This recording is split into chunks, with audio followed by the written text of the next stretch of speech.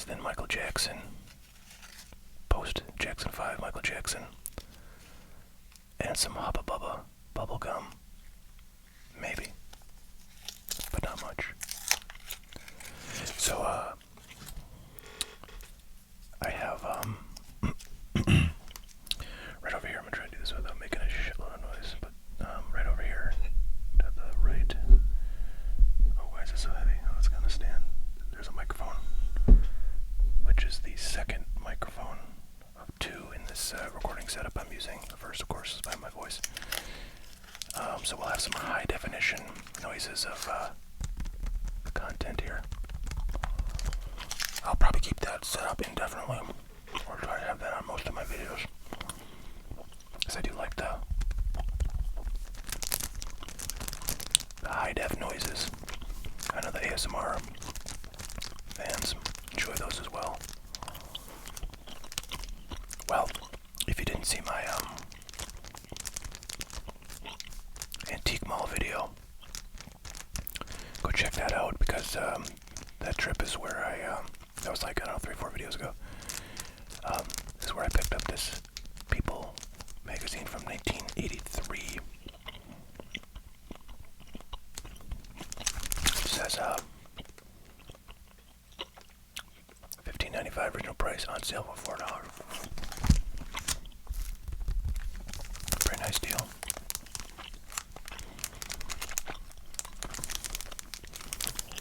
So I just love old, magazines like this. It feels just like a kind of a time capsule of the 80s. I mean, look at this cigarette ads, for God's sakes, with this George Michael looking mofo. Boy, they do not make these to get through these tapes.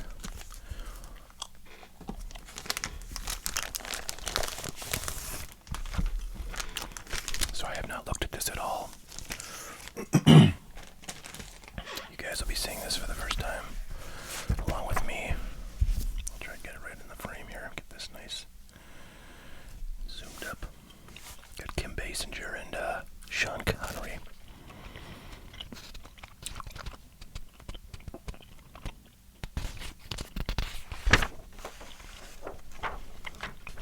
Love these car ads. 83 Buick right there, beautiful. What do we got here? Metropolitan Life Insurance. I was gonna say life insurance. I don't know if it's life.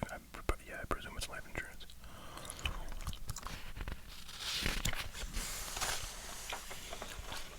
Those high definition page turning noises are no joke, guys. Maxwell tapes. Funny story about Maxwell. You've probably heard me mention it if you're a regular viewer of the show here, but my favorite artist is a gentleman named Bruce Hornsby, who kind of came on the scene back in 1986 with the song The Way It Is, which was really a pretty famous 80s song that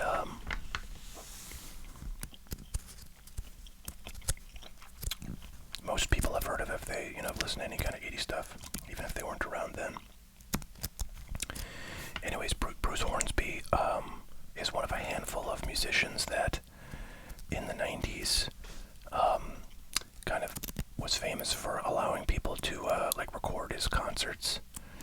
And actually for a long time, like probably through about, I don't know, late 90s or early 2000s, he would actually let people bring a tape recorder and plug it into his soundboard. So people would get very nice, high definition, high quality sound recordings. And Bruce Hornsby also let, people trade, tapes that they had with others who had other tapes, from other concerts. This was a practice that actually, as far as I know, began with the Grateful Dead. Bruce Hornsby was a huge Grateful Dead fan. He actually played with them for a few years on keyboards when their keyboard players died. So I think he adopted, just their practice on this. Eventually that went away. With management not really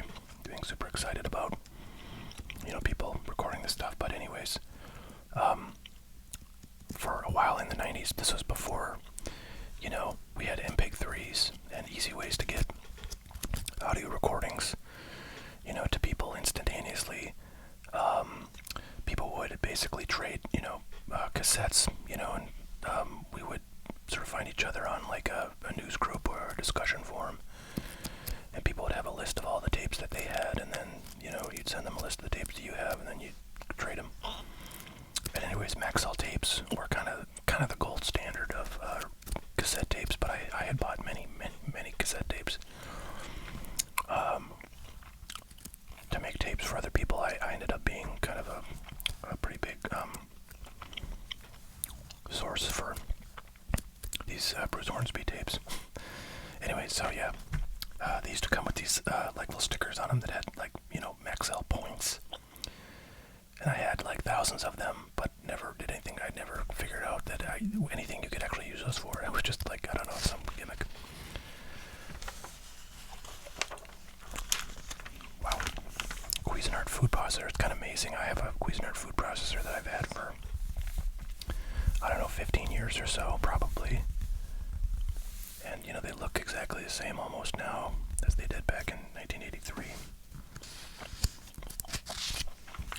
Got some some letters to the editor type stuff here.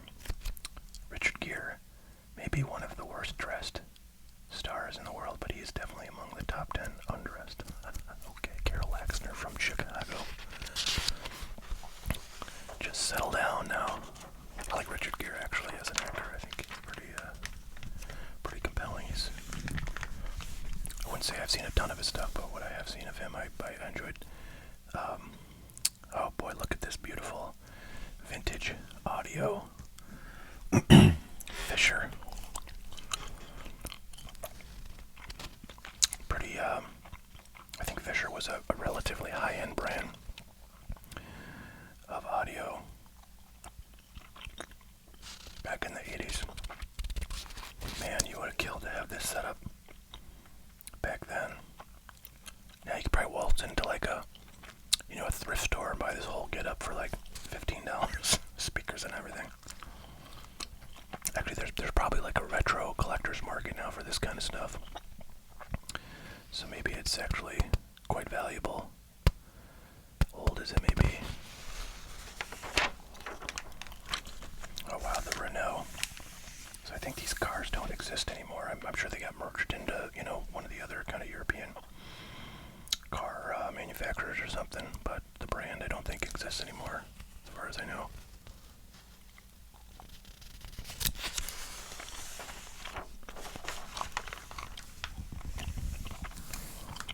There's Richard Gere. Aim high, look at Air Force recruiting card there. How about that? That's pretty cool. What is that, an F-15 Eagle, probably. I don't think that's a Tomcat, but I've always loved airplanes from the 80s, like the F-14A and the F-15, and that kind of, because I was a big, Top Gun fan, of course, and I don't know, I still think they look like beautiful. I would probably piss my pants if I, were to ride in one of those things that I really don't like, kind of like roller coasters and stuff like that. Or like going upside down. Wow, look at this contact lenses. Now this must have been, like, I'm sure that the early 80s was kind of like the birth of the contact lens. I mean, I'm guessing they probably were developing them in the 70s or maybe even slightly before then, and maybe a very small handful of people, had sort of tested them or whatever before this 83 period, but I bet 83 was probably when this is Hydrocurve 2, so that suggests there was a Hydrocurve 1, and that was probably a couple years before this or something, but I don't know, I have to think contact lenses were pretty brand spanking new back then, and here's a pretty sweet ad for a Toshiba Walkman. It's not called a Walkman, that's a Sony brand, but, portable cassette player that we all called Walkman. Pretty cool. This would have been pretty sweet. Gosh, I'm trying to think when I might have had my first ever portable cassette player. I mean, back in the 80s, right? Like, I think my sister had one before me because, she was like a couple years older and therefore got like kind of more expensive stuff sooner than I did, because I would have probably broken it. Being, and eventually I got one when they got cheap enough, probably like the mid to late 80s, maybe like 87 or something. Maybe I got one then, but yeah, they were pretty cool stuff. And actually, you know, I think like 86 or 7 is when the sort of CD kind of came out. Again, they existed before that, but you know, only very rarely did you see them. In about 87, 88, they became, you know, I think started to become popular in the masses, and then, you know, kind of became the standard in about, I don't know, 1990 or something. But I had plenty of cassettes. Not plenty, I had, you know, whatever, probably 10, 15 cassettes before CDs became popular. And I wanted those. Oh man, you remember, I wonder if we're going to see an ad in, well no, this 83 would have been before CD clubs, but you remember CD clubs like Columbia House and BMG? Oh man, I joined those things so many times. Makeup ad. A Rice ad, very nice. I bet there was a time when, you know, Rice, this is Rice Council of America, who made this ad.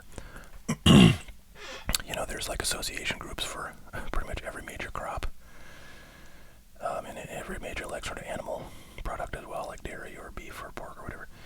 I bet there was a time, probably, you know, early 80s, when America was consuming way less rice than it does, you know, nowadays.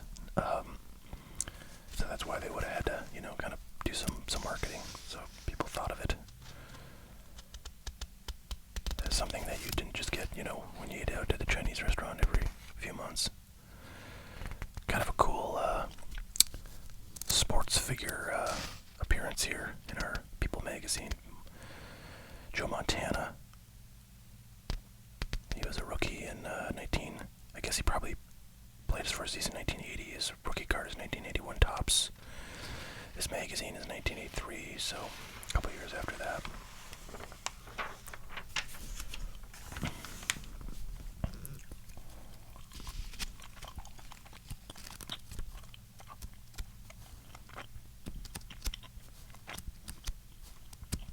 Look at this thing.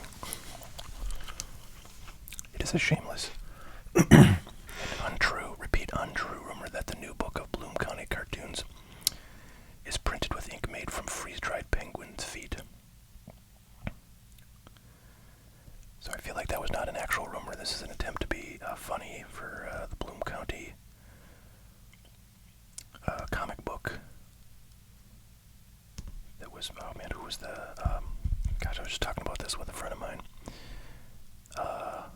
The author of Bloom County, I forget who that was, but one of the more famous cartoonists in America. There's another portable cassette player, this time from Panasonic, so that was a really hot product at this time in the early 80s. Everybody, all the electronics companies had one. There's a home gym DP Fit for Life.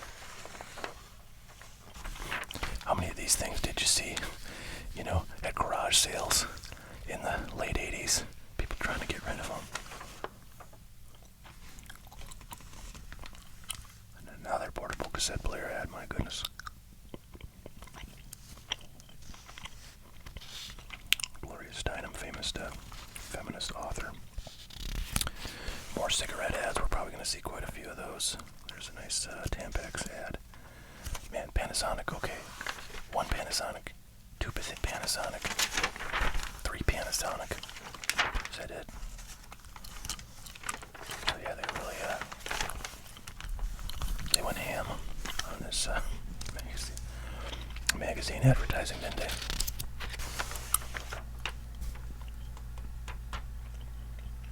Another Sansui. That, now I remember that one being kind of a real cheapo brand that you'd see at Kmart or something. I also think you remember Sound Design. That was another one you'd see at Kmart, and I feel like Samsung back in the like late 80s was and 90s was also like a cheapo brand that you'd see at Kmart or like, you know, kind of lower end stores. They're much sort of higher end now in modern times. Sugar-free Ovaltine, you guys. Store coupon doesn't have Hey, no expiration date on this one. Oh man, I don't think they make sugar-free Ovaltine anymore. But if they did, I would be in business. Some paint. Wow, Scrabble ad. Didn't see that coming, guys. It's like some kind of Scrabble offshoot game. Duplicate crossword game. Cigarettes, baby. Gotta get them. The taste that outshines menthol and leaves you with a clean, fresh taste. Hennessy, baby. Still a popular alcoholic spirit. They're popular in the hip-hop world.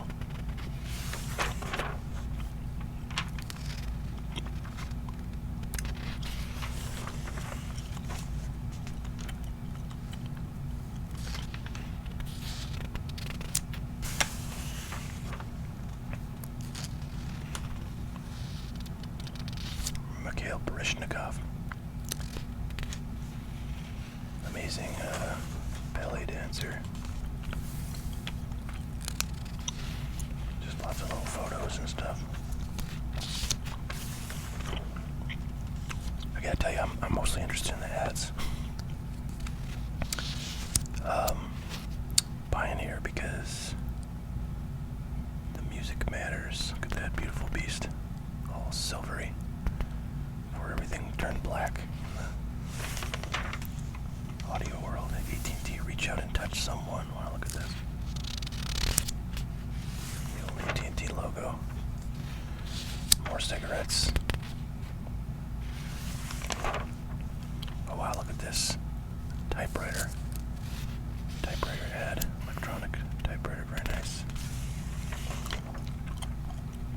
Ford truck.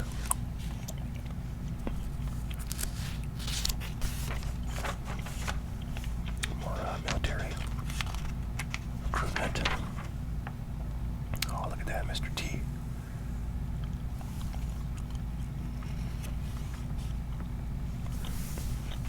Doing some charitable work. Cool. Gotta be careful about loud noise when I got the double mic set up, because everything that's loud enough for both mics to pick it up will be twice as loud, as normal. Steak-em all beef sandwich steaks. Interesting. What does that mean? Okay, chopped, shaped, thinly sliced of big little luncheon meat.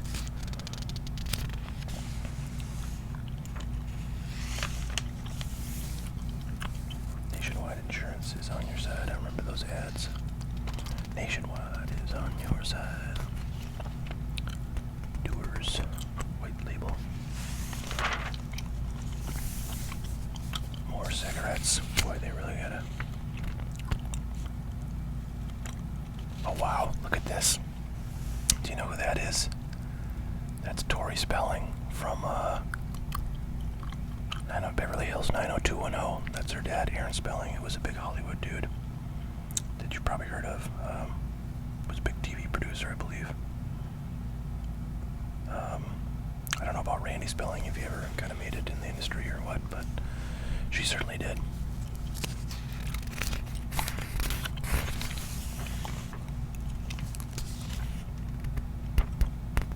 Speaking of 80s television, I've just started watching and really enjoying the TV series LA Law, which has every episode available on Hulu, which is my kind of TV provider.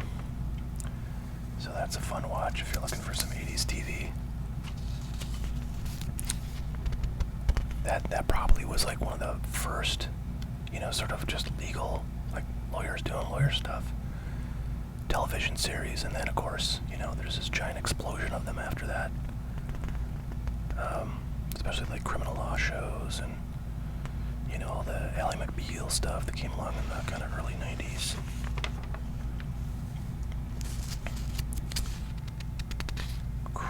Coat, cough medicine, VW, well, 2-page spread. Look at that, $6,390 for a brand new Volkswagen. Well, that's that's a sign of the times right there, man.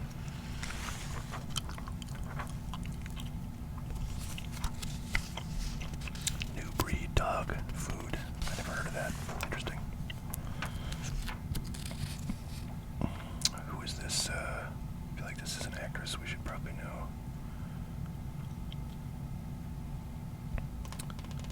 doesn't say who it is, though. Maybe it's not a famous person, just a model. I don't know.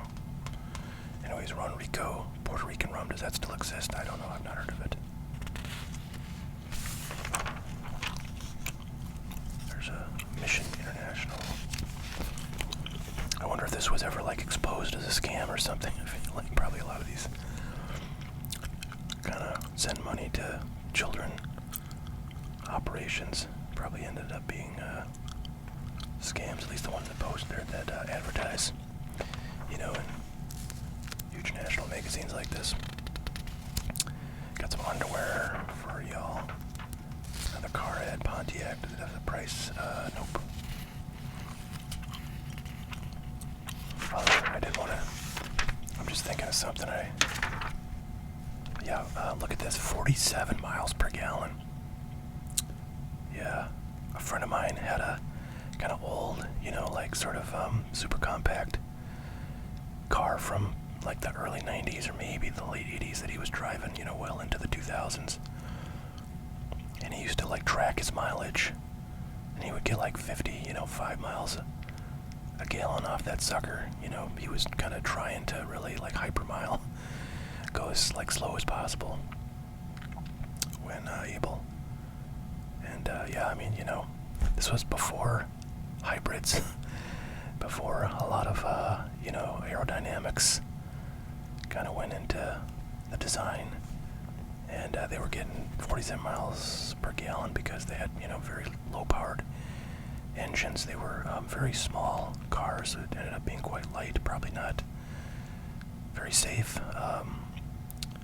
Although when every car was small like this, you know, you're never going to run into a car that was twice the weight. You might run into a truck that's twice the weight, but yeah, this the old days. I've been seeing some kind of increasing attention paid to the fact that cars are just getting, especially trucks, are getting like just bigger and bigger and bigger and heavier and heavier and heavier. And it, you know, it's kind of a problem because it's very dangerous. The more cars weigh, for them to be in accidents. Dangerous for the person that they hit.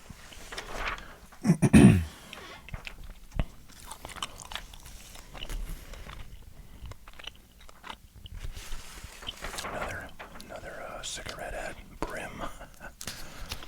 Decaffeinated instant coffee, I guess that is. Is that instant coffee, or is it just like sort of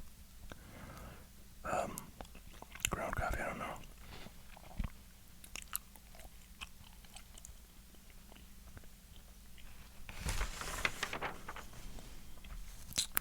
Oh, some tampons, or what are those, maxi pads? I don't know. Yeah, maxi pads. Some more cigarette ads.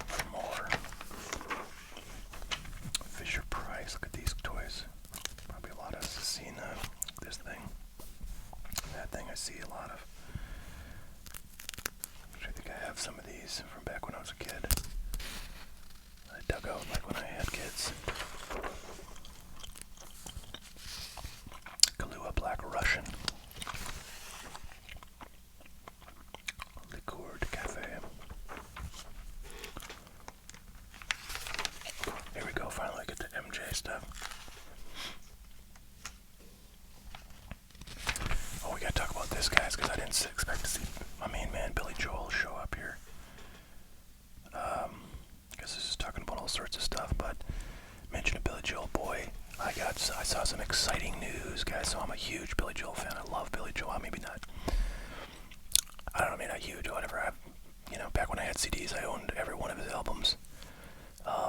Was a huge fan of him when I was younger. But he basically made his like last album in, gee whiz, like 1993 or 4 maybe. Maybe it was like 92. I don't know, somewhere in the early 90s. He made his last album. I think it was called River of Dreams. Yeah, and you know, basically said he was gonna retire from, you know, pop rock music and just, you know, perform and like kind of do some classical stuff. And he did a few classical things that I never really listened to because I don't really have much interest. But I don't know. It made me very sad. Sometimes I'll go on a little binge and you know, listen to a bunch of his older stuff. I love all of his stuff. 70s, 80s, whatever, 90s. I saw the other day he's got a new album coming out, folks, in February. So just a few weeks away, we're going to have new Billy Joel music for the first time in 31 farkin' years, and I am psyched. God, I hope it's good. I hope it's, just the same kind of, rock and roll he used to make. I hope it's not some, bunch of stupid ballads. I mean, one or two ballads, that's cool. Can't have a ballad on a rock album. But I want it to be like, kind of driving rock and roll, like he's so good at making, I think.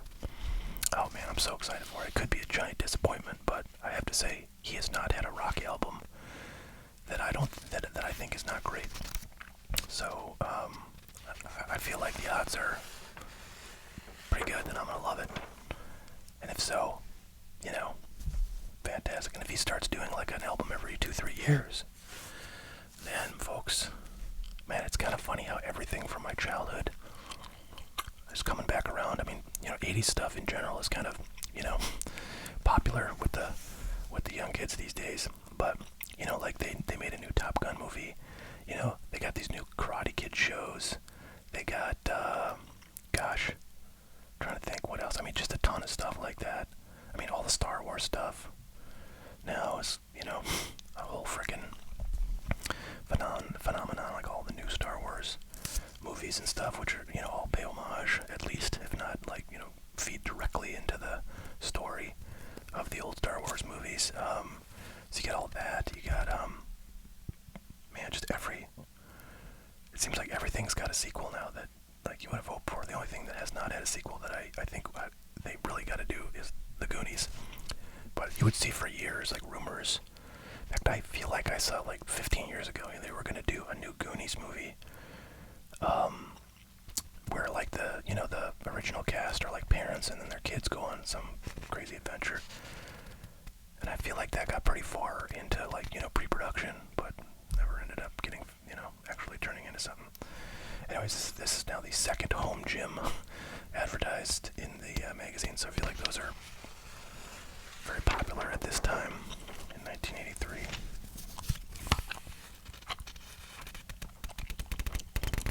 Another thing, this story on MTV makes me want to mention, guys, because this is an 80s themed episode here, is one of my greatest joys right now is if you're a Sirius XM subscriber, and if you're not, you can usually find a pretty good deal to get like a year for pretty cheap money, maybe like $20 a year.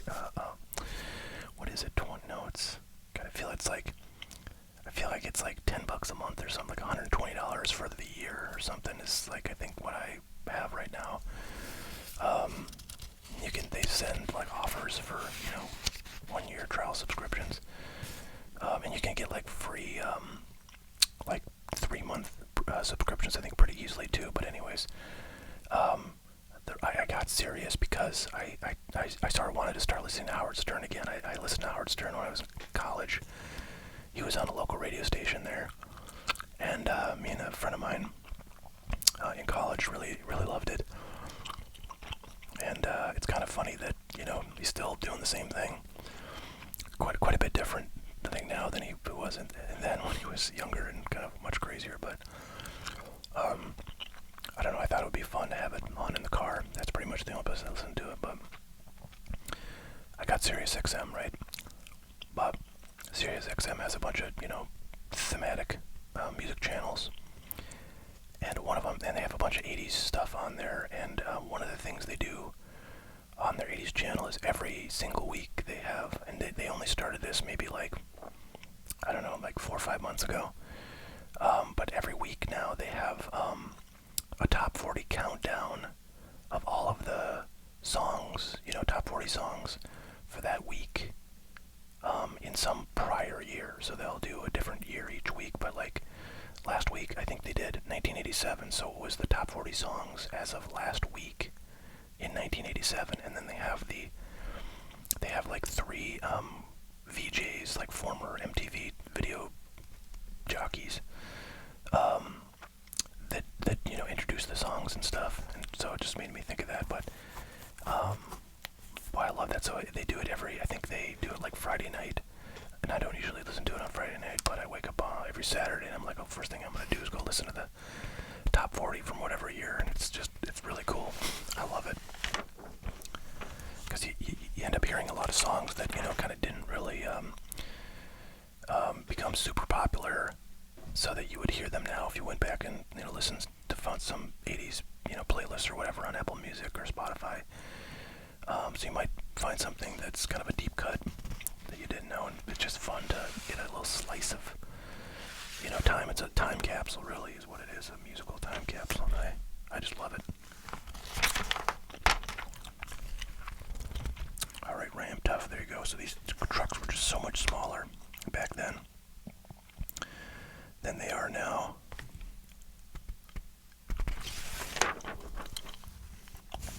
Pepperidge Farm, they had these like Hot Pocket looking things. Interesting. They don't have those now, I don't think. Steve McQueen.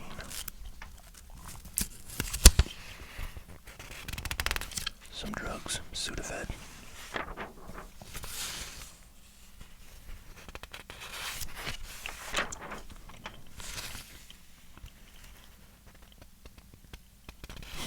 Mounds.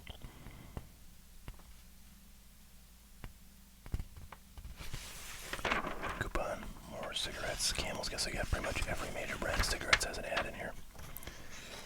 Oh wow, look at this. Book of the Month Club. So this was like the inspiration for those, music clubs, which actually did do records originally. I'm sure they existed at this time. In fact, I think they probably came about in the 70s when records were, the main form of music distribution. And then they got into tapes, and then they eventually got into CDs, and then they died because of streaming.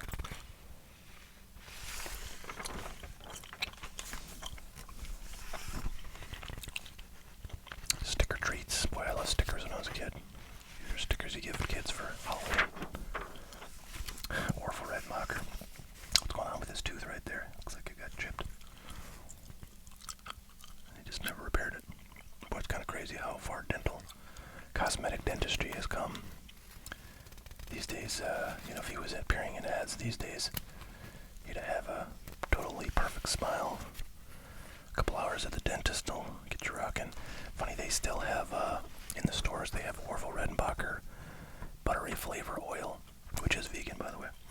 No dairy in there for you folks that are allergic, but it looks quite different than this. And of course, they have Orville Redenbacher popcorn as well, so that's a brand that certainly has stood the test of time. Sony, really the gold standard, I feel, for component audio back at this time. Pioneer was pretty solid too, but I think Sony had the edge. It was definitely the one you wanted, I think. Of course, there was higher end stuff, that was sort of audiophile quality, but for the masses, I think Sony was kind of the best back, at least when I was around, in the kind of 90s, buying that sort of stuff. I didn't have too much, but I had the cassette decks you had to have to make those Bruce Hornsby tapes for all the people you were trading with. Here's Sean Connery.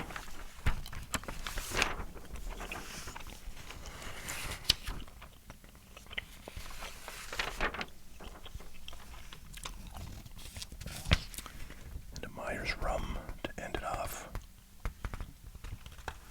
Well, there you go, folks. There's a little slice of American history. October 17th, 1983, People magazine. That was fun. I really enjoyed looking at all that stuff. I'm going to do another one of these videos, maybe in a week or so. And I'm going to do the magazine you see here before you. Apple applications, power users. We're going to look at some old technology. This one's from 1989. So pretty early on in computer days. This was before really Macs kind of took over, and a lot of people were still using these 2GSs, original Apple computers. But yeah, looking forward to seeing that. So if you're an old computer nerd like me, you might enjoy that one. But for today, that's all we got. I hope you enjoyed. Hope everybody's doing fantastic. We will see you guys next time in the HD ASMR studio of ASMR Sports.